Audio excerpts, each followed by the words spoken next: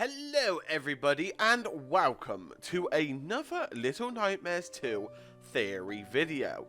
And today I want to talk about these created human beings, these mannequin type people, and why the light seems to stop them in their tracks.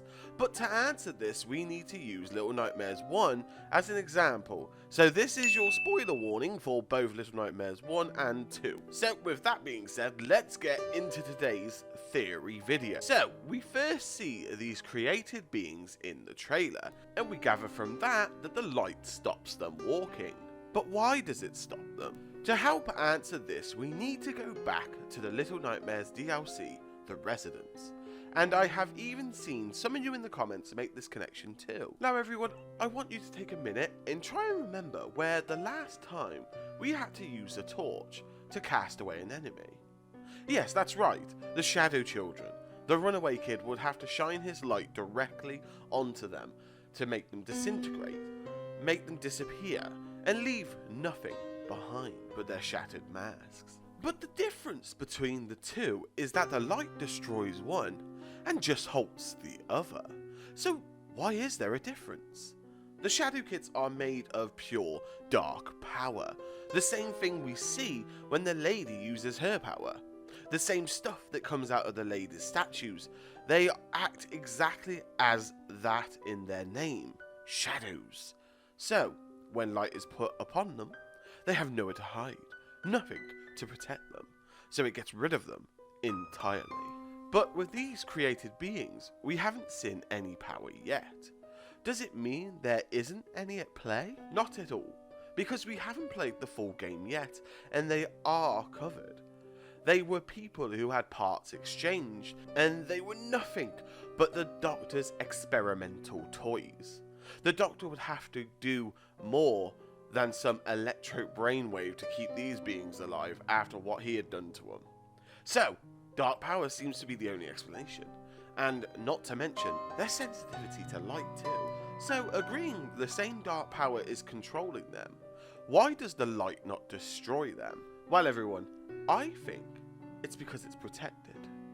I feel implementing the power into the wood, for example, is enough to keep it protected, but not enough to stop it triggering a response. We see a better example of this with the China doll children. They are able to move and be ridiculously agile, even though they are not real. The magic is in the center, in the doll children's hollow China head. It seems different materials work differently for the power. And I know what you're thinking, don't worry, I know what you're thinking. But how was that hand on the table able to move in the light but the rest of the body didn't?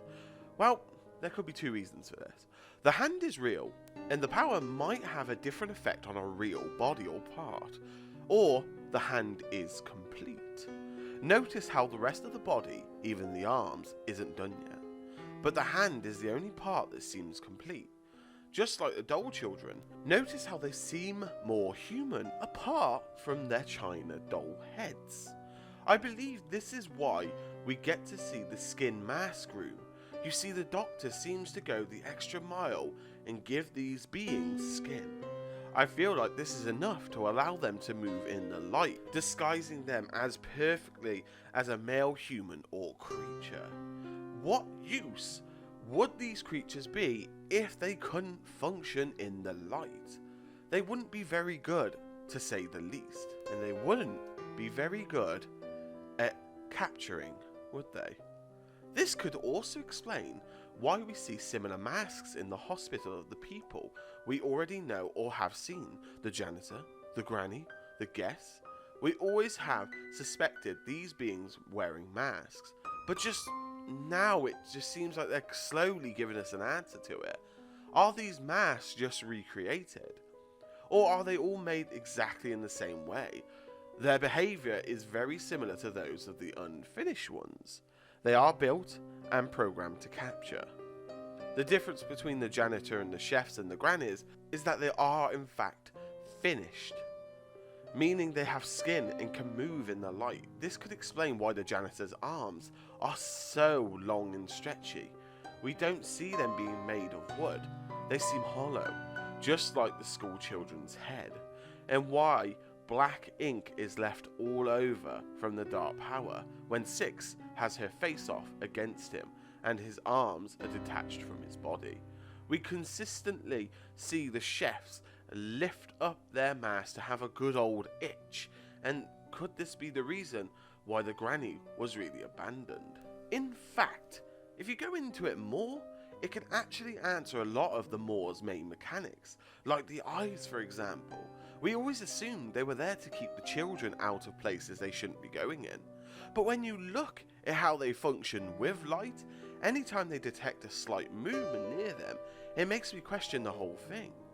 The Moor seems to work with light using the eyes to turn anything into ash. Is this why the Moor was in fact so under lockdown? But it would be good to note that it's not just the Moor that uses these devices. The nest does too.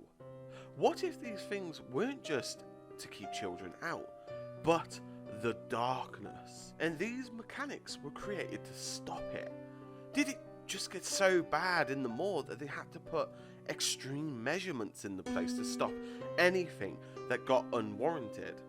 I guess the more you think about it, it would end up being a guessing game of who's affected and who isn't. While we're on the subject of powers, I wanted to speak a bit about how I've noticed the differences in the power of the lady and 6.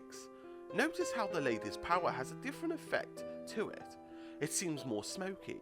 Even when we see the lady using her powers, we don't see any extreme particle effect on it, like the particle effect we see with 6. Notice how 6 has the same effect surrounding her as the Thin Man, and even the holographic child we see in the trailer. Even when Dark 6 appears, it's there. Not even the Shadow Children have it. But the lady in all her scenarios where her power has been involved, it doesn't give off that similar effect.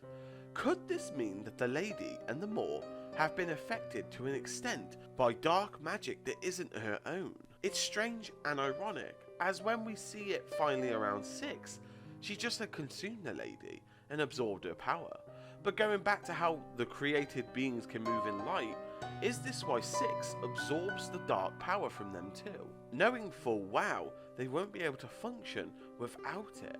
It's really creepy to see them twitch like robots after too. Anyway, thank you all for watching this. With that being said, I hope you enjoyed it. If you liked it, make sure to drop a like and make sure to subscribe. If you want to put your input, make sure to pop it in the comments below. I'd like to take a quick minute to thank the members of the channel, and they're the following: Mr. Dragon, Greenapple Gaming, NierNione, Jessica DeHaro, Newly New, Corvus, Elena, Kris Pyne, and DF.